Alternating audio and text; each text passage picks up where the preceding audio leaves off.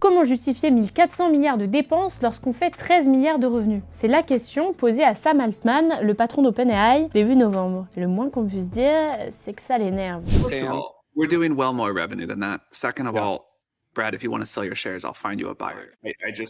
Enough. Oui, parce que derrière ce malaise, on parle peut-être de la plus grosse bulle spéculative de l'histoire de la tech. Depuis fin octobre, les principales entreprises du secteur ont perdu 800 milliards de capitalisation boursière. On vous explique. Alors ce qu'il faut savoir, c'est que depuis le lancement de ChatGPT en novembre 2022, c'est la ruée vers l'or. Aujourd'hui, 800 millions de personnes utilisent l'agent conversationnel chaque semaine. Et Nvidia, le géant des puces pour l'IA, a dépassé les 5000 milliards de dollars de valorisation, du jamais vu. Alors voilà le problème. Une bulle, c'est quand le prix d'un bien explose bien au-delà de sa vraie valeur. Et là, les chiffres donnent le vertige.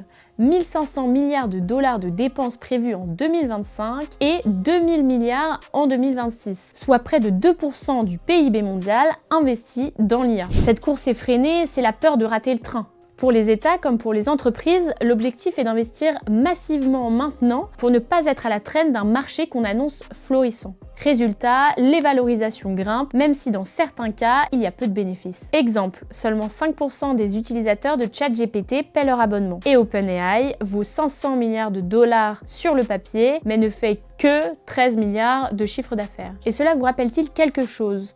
Exactement, la bulle internet des années 2000. À l'époque, tout le monde investissait dans des startups sans modèle économique viable et beaucoup ont fini par faire faillite.